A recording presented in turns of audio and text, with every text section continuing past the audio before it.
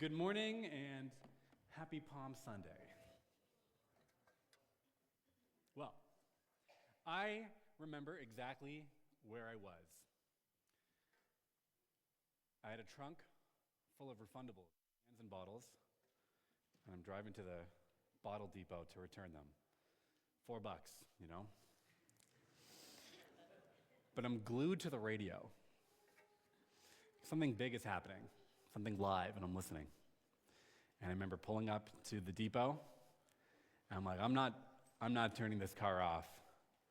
So keep the car on, keep the radio on. I get out of the car, I bring the big bucket of cans to the person. But I'm standing right next to the car the whole time so I can hear what's going on. And I hear the words, which we've heard before. They said, "Sir, please repeat after me. Put your hand on the Bible and raise your right hand. Repeat after me. I, insert name here, do solemnly swear to faithfully execute the office of the President of the United States. So help me God." And I listened to it. I got back into the car, and I drove away. I thought, something is different now. When I was in that car 2 minutes ago, I was in one world, and I was in another world as soon as I drove away. And the truth is that a new king, a new leader, can change everything. A new king can change everything. I think that's one of the points of the story of Palm Sunday. I think it's one of the points that Jesus is making. And it's one of the things that these people, the people cheering and waving palms, so fervently believe, that a new king can change everything. Although I think what Jesus believes and what the people believe is actually quite different. Before I explain exactly, I think, the power of that moment where Jesus rides into Jerusalem on a donkey, I want to introduce you to someone who I think can actually really help us grasp the power. You can go to the first picture here. Maybe this is a picture you recognize. You're going to see some graffiti. Have you ever seen this picture before? So I'm going to introduce you to a famous and yet very mysterious, actually unknown person named Banksy. He's a British graffiti artist who for decades has pulled off provocative public stunts, usually in the form of graffiti that pops up overnight. All of the graffiti critiques the powers of the world, usually the Western powers, their use of greed and their use of violence, their use of domination and oppression. And you'll see this picture. You can see there's two real-life men sitting at the bottom of this wall. This is a very large picture. You're looking at the barrier wall that separates Israel and Palestine in the West Bank. And that picture is of a Palestinian teenager who is not throwing a grenade or a Molotov cocktail, but rather a bouquet of flowers. This is a 20-year-old picture. But the power's still there, isn't it? I thought, how many of these photos am I going to show? I'm going to show a couple more. Here's the next picture. This is also on the west, the barrier wall. Go to the next one. You'll see a soldier laying his gun down, being patted down by a little girl. I don't know the exact message behind it, but it's a striking image, considering the tension of that area. Here's another one. This is in San Francisco. I don't know how we pulled this off overnight. In a major American city, if at first you don't succeed, call an airstrike. Wow, this is clearly critiquing some American stuff there. And the next picture here, I don't know, can you guess where it is? Where there's a little boy flipping over a martial arts man? Well, this is on the wall of a Ukrainian city that has been bombed out and occupied by the Russians. So you can read between the lines there. Very provocative stuff. Yeah, I'm not here to comment on it any more than that, but just to say these images are so striking and I think actually get very close to the heart of what Jesus is doing when he rides into a donkey on Palm Sunday. Because Palm Sunday, even in our popular imagination, though it may be a happy, clappy, sort of cartoonified, happy moment, is really a provocative public stunt. Palm Sunday is a provocative public stunt. The kind of thing where the disciples might have been watching Jesus, and while they may be celebrating with the crowds, are probably also thinking, Jesus, what are you trying to do? Get yourself killed? Let me explain the context. It's so easy to forget that this happens on Passover, the single biggest Jewish festival of the year, bigger than Christmas is for us. Passover, when hundreds of thousands of Jews from all around the world, the diaspora, for all different ethnicities, they come together to Jerusalem. The place is bustling. They come to celebrate a particular week-long festival with the final day that culminates with around Good Friday and Maundy Thursday. And it's Passover week in occupied Jerusalem. Jerusalem is under the grip and the thumb and the power and the control of the Romans, who are watching closely to make sure that these people don't act out. And this is the single week of the year where the Romans need to be most in control. Because when you get that many crowds, that many people celebrating in a raucous way, you got to make sure the military is there to watch them. And in fact, the Roman governor, Pontius Pilate, did not make his home in Jerusalem. He lived in a small maritime, luxury town not far away. But he made sure that every Passover, the day before Passover, the day before the whole week, he made sure to ride into town on a big horse, coming in from the opposite direction, with a big military parade, swarmed with his armies to show that who's really in power here. You better not act out. I know it's Passover, but listen, I'm still in control. A big military victory parade. That's just happened, okay? Everyone knows Pilate's in town, and he's watching, and he's got the guards, and your life is on the line if you do anything silly. Of course, now you remember what Passover is all about. It's not about the food and the party. Passover is a liberation festival. Passover is the single biggest day in the Jewish calendar because it commemorates their identity, their founding as a nation. They were once slaves in Egypt, and by God's power and his might and his compassion, he delivered them from their Egyptian oppressors, made them free, made them into a nation. This is why they exist, because they were freed on Passover. God has overthrown their enemies. And that's what the people are celebrating. Not just that God has overthrown their enemies, but that God will one day do it again. And the new enemies in town are the Roman Empire, Pontius Pilate and his cronies, and the Jewish people want to be free again. There's tension in the air already. Threats of violence, covert, sneaky, but everyone knew there's something bristling in town. Now, I don't know if any of you guys follow the Jewish calendar closely, but does anyone know when Passover falls this year? I think it's Passover today. Happy Passover. Have you ever been to a Passover meal? Been a couple of years ago at my Jewish friend's house. It's a profound celebration, a 3-hour-long meal of the story of liberation, and it's Passover today. So this is a pretty incredible confluence of events here. The Passover and Palm Sunday are the same day. The people have been waiting for God to deliver them again. Pilate has just rode into town on his horse, bringing the extra military.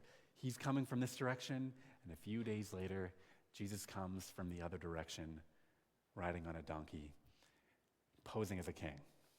And you have these two kings coming into town at the same time, and you're just like, this is not going to end well. They're going to meet in the middle, and somebody's going to die. Jesus rides in a very different way than Pilate rides in. He rides in on a donkey. That's his symbol of choice for Palm Sunday, a symbol of peace, a symbol of humility, and then he's a very different kind of king. It's not just the donkey thing, though. There's a couple other layers to the event. You see, Solomon, King Solomon, the most glorious king that Israel ever had, not a few hundred years ago, he rode into town to be crowned king, riding on a donkey through the exact same gates on the exact same path that Jesus rode in. And the people get it.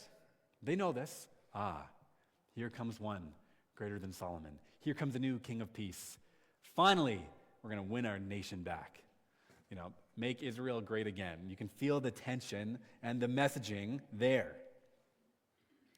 The Jewish people would also know that this was prophesied in Zechariah. I don't know how many of you spent time in Zechariah this weekend, but you should know what takes place in chapter 9.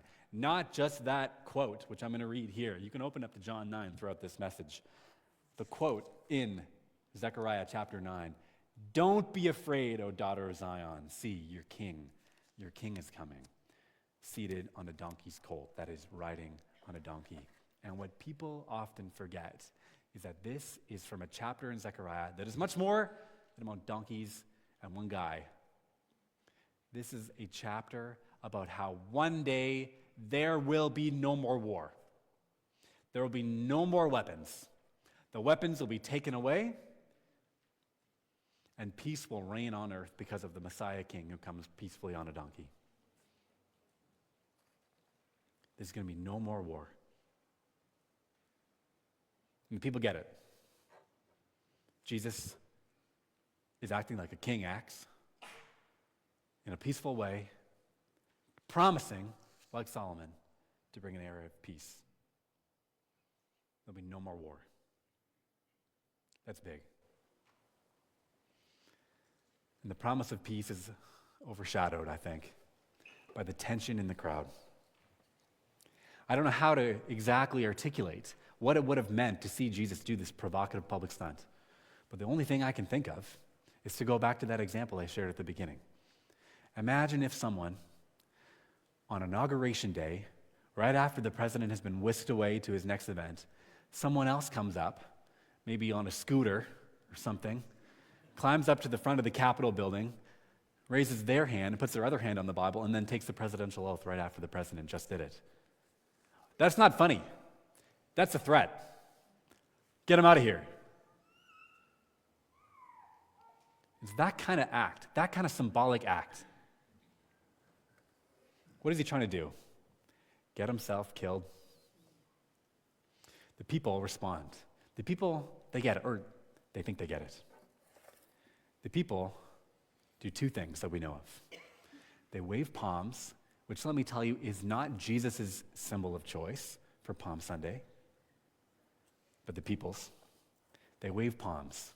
And it wasn't just like, oh, here's some convenient trees. I need something to wave. Let's pluck off a branch. Palms mean something. They're a specific symbol with a historic context. They're a sign of victory, national pride. We're going to win. The bad guys are going down. Finally, God's on our side. Not 100 years before Jesus rode into Jerusalem and the people waved palms, there was a Jewish uprising called the Maccabean Revolt. And this guy, Judah Maccabees, he rides into Jerusalem, and the people wave palms to celebrate that Israel is back. We have won our nation back. God's in control. The bad guys are gone. This is a famous event in Jewish history. It's a few decades later. Jesus does the same thing. And people are like, oh, I know what to do. Let's go find the palm tree. There's a specific story and a history behind the palm branches. And I'm sorry if this is Palm Sunday. I don't know. I can't help but make it dark every year, because the more I look into it, you think it gets dark after Palm Sunday. No, it gets dark way before Palm Sunday. Jesus didn't choose this as the symbol of that moment. This is how the people respond. They see Jesus coming in as a king, and they think, finally, judgment and oppression on our oppressors. We're back. And they sing a song. And what's the most patriotic song you can think of? Honestly, I think of, in the States, I think of the Battle Hymn of the Republic, something that's so, it's like mixes divine and political messages all into one. And they sing Psalm 118. They're not just making this stuff up, they're quoting. Hosanna, which means save us, God. Blessed is he who comes in the name of the Lord. Blessed is the King of Israel. They get the king thing. They're singing a particular song. And they're not just choosing this because this particular verse is appropriate.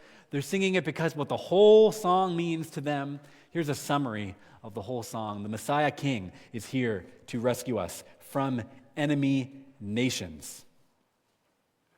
No more waiting. Let's sing this song. This is the perfect time to do so. God has finally arrived to do the thing we've all been waiting for. Save us, God. We know you will. And then we know exactly what it's going to look like. We know you're going to bring peace, and it's going to be a peace through military victory. It's going to be peace through strength, peace through murder, peace through sedition, peace through revolution and revolt. But you know that Jesus is not the king that they expect. And he's not the king that they're looking for. Jesus continues to be cryptic and enigmatic and a little bit mysterious. As my brother says in a song that he wrote, he's hard to nail down. We tried that once. The last time that a crowd tried to make Jesus king by force, it's right after he fed them. He's like, I'm having none of this. I'm withdrawing to a mountain to be with my Father. He does not have the luxury in this moment to withdraw from the crowds. Now he has no choice but to face his fate head on. He's not hiding. He's going to spend the next week, where? In the temple, in the most public place in the world, confronting the powers that be, telling Israel's leaders that this is the last straw, that they've been oppressing, and they've been unfaithful, and they have not been the light to the nations, a direct confrontation. And Jesus is then leaving strange clues in the most public area as to what kind of king he actually will be. And this is where I see Jesus as the ultimate Bible wizard, doing something really interesting.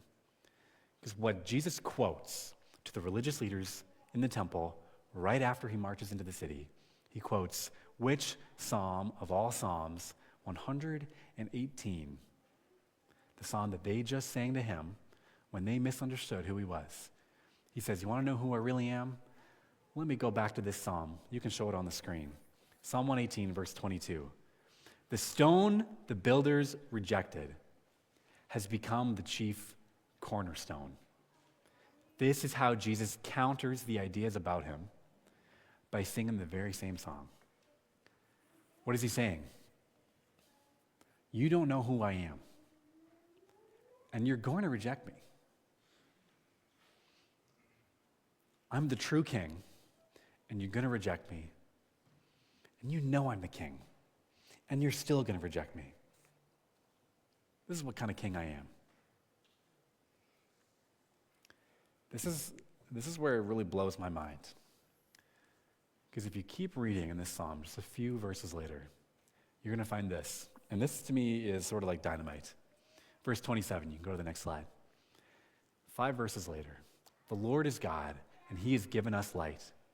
Bind the festal procession with branches up to the horns of the altar. Here's the idea. When the Messiah King comes into Jerusalem to be crowned king, to bring peace, there's a whole victory parade. That's what this psalm is about. There's a whole victory parade. People are shouting and saying, save us, God. You're the one. You're the king. And what they're also bringing in this victory parade, in this psalm, is an animal. They're bringing it up to the temple. They're going to bring it right up into the altar, and they're going to sacrifice it. That's part of the song. You have to imagine the king being followed by an animal. Well, take a look at that. How is this animal tied up? It's tied up with branches. The animal, as it's being brought to the slaughter, to sacrifice as a way of thanking God, is tied up with branches. I don't know if that gives you goosebumps, but this is really interesting stuff. See, it's only in John that we're told that the people are carrying palms. In the other Gospels, they're simply called branches. Jesus is the king and the sacrifice. He plays 2 parts in this psalm. He's about to be made king. He's about to be sacrificed by his own will out of love for his people. And actually, those acts, becoming king, being sacrificed, the same thing. And how exactly He's brought to the horns of the altar. He's tied up with branches. It's one of these things, I don't know if I'm reading too much into this, but it's like the people who want to crown him king, who say, Jesus, you're the one. I know who you are. Bring us peace. They're waving their palms, and they're tying it around him. They're binding him, and they're bringing him up to the altar to kill him. Jesus is sent to his death by unmet expectations. They have an expectation of what Jesus is going to be like, and he consistently fails them. And when they realize, hold on, this guy isn't exactly who we thought, they want to kill him. And the palms become crosses. You can actually fold your palm into a cross today. When they say, Hosanna, save us, they quickly turn and say, crucify him, just a few days later. Save us. How fickle they are. They say then later, destroy him. At first they say, here's the king is here. A few days later, kill the king. His kingdom is not what we're interested in. Jesus is crucified by unmet expectations that align with the powers of the world, of military might and force. He's not the king you think. So who then is this king? It's easy to say what he's not. It's much harder to say what he is like. Who then is this king? Because though it looks like he is here to confront Pilate, and he is, he's not going to do it in the way people think. He's going to confront Pilate by keeping his mouth shut. He's not here to fight fire with fire. He's not here to pick up a sword. He's here to be the anti-Pilate, but not in the sense that he's going to be Pilate's enemy, but in the sense that he will love Pilate, and these two kings will soon meet, and he's going to show exactly what it means to be a king after God's own heart. We've been spending this whole year so far in John looking at 7 signs. The miracles are called signs because they point to something. They tell us something beyond simply, oh, Jesus likes healing people.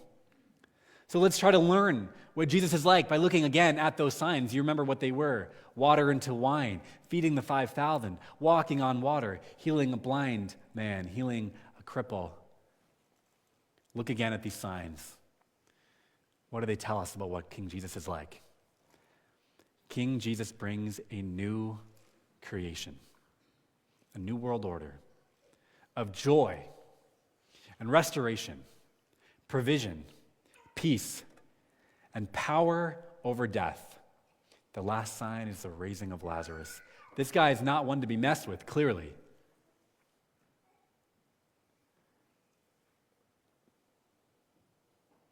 After we finish the series on the 7 signs, we've now spent all of Lent looking at the last speech that he gave to his disciples. The speech at the Last Supper. And it's going to explain in that speech how Jesus brings this new creation. Not just what this new creation looks like, but how he does it. And in his speech, King Jesus brings a new creation. You go to the next slide. He does it by subversive non-violence. Non-violence. Subversive meaning it's so sneaky that it shakes everything off and replaces it with something else. King Jesus brings a new creation by subversive non-violence, by self-giving love and glory through suffering. This is the King. This is his kingdom.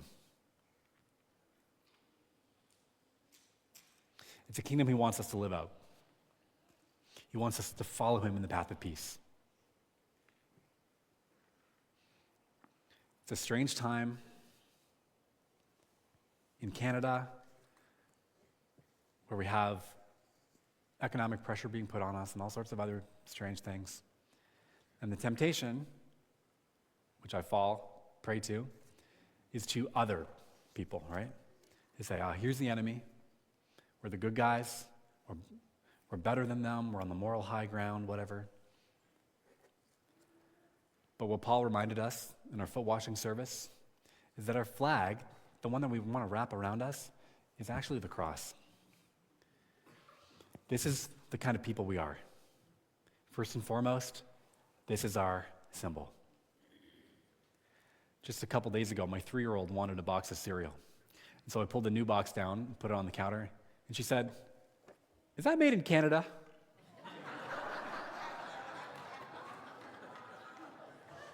I took a look.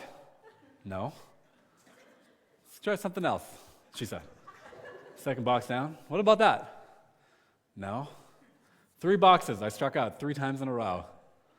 She still wanted to eat the cereal, but this was the first thought she had, and she's 3 years old. Is that made in Canada? Where did she learn that from? We're sitting down eating our cereal, and she says, "You know, in America, there are nice people too." So she says to me, I didn't prompt this comment. I said, yeah, sweetie, you're right. Here she is teaching me something. And it's like, again, where did she learn this from? Well, she only has a couple options. It's either me or her mother. And I've picked up what's in the air, right? The othering and the villainizing, the wanting to draw lines. And she's the one teaching me, they're kind over there too. Stop drawing lines.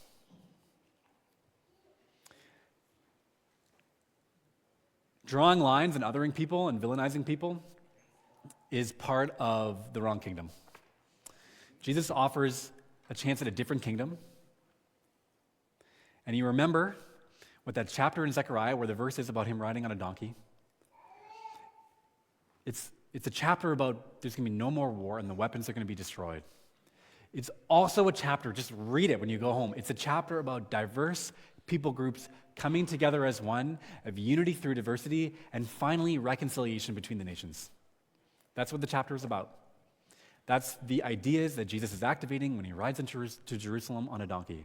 No more war, no more division, reconciliation. Love your enemy. And Jesus offers the chance to follow a new and different king. And we don't have to wait for that king to come. He has already come in our midst. Just imagine him here with you today. He's already come with us now, and he's like, follow me. Yes, we're going this direction, but follow me. If you lose your life for my sake, you'll save it.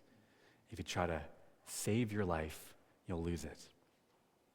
The time has come in our lives for us to lay down our weapons, lay down whatever instruments of violence that we're holding on to, and to follow the man on the donkey. We're joining a revolution that Jesus started to make the world new. And there's no need to wait. And I emphasize this idea, no need to wait, because what the people are doing in the story, they've been waiting on God. Finally, show up and deliver us. You can't blame them. But as they've been waiting for God to be the peaceful deliverer, they have not been changing their ways. And they are sitting in the same old seats of violence and oppression and hate as they always have been. And yet they're waiting on God to show up. The people are waiting on God, but God has been waiting on them. God waits and waits so patiently. When will they change their ways? When will they walk the way of peace? When will they love their enemies? When will we be the light to the nations? When will we reconcile? When will we heal the divide? We don't need to wait on Jesus anymore. He's here, but he may still be waiting on us. Even if we don't adopt this Jesus-shaped way, even if we don't follow the cross-shaped path, and actually even because we don't follow that path, we still find Jesus going all the way to the cross, alone, without anybody. Still, despite our failures, pouring himself out in self-giving love for us. Because we're not following the path, he offers a chance to change us. He wants to start a revolution, not just in the world, but first in our hearts, to make us new, to be people who will also pick up our crosses and deny ourselves. He brings a new creation. And I have to insist, it can't be stopped despite our failures. One day God will make everything well, and there will be no more war or violence or tears. But the name of our series the past month has been New Creation Lived Out, because that's the invitation and the question. Will we live it out? We don't just sit and watch Jesus do the amazing things. We join him. New creation comes when you live it out. Yes, it will come, no matter what, but it's going to come when you live it out. It's going to come despite you, but it doesn't remove your responsibility to be people of peace. When you walk the way of peace, peace will come. It's a difficult road. There are setbacks and losses, but we follow this king into a new kind of battle, subversive nonviolence, putting down our weapons. New creation comes when you live it out. The kingdom comes when you bring it in your life with the small and large actions that you do. Resurrection comes for those who are in Christ, and it comes for you now. It comes for the people that are already living the resurrected life, that have chosen to be part of that new creation, and Jesus brings it through us into the world. It starts when you start it. The road is hard. It leads to the cross. That's what this next week is about. But that is where true peace is found. That's where we find the laying down of weapons, turning away from violence, turning towards shalom and wholeness, reconciliation between nations. How can this happen? In our world today, all we can say, Hosanna, save us. Amen.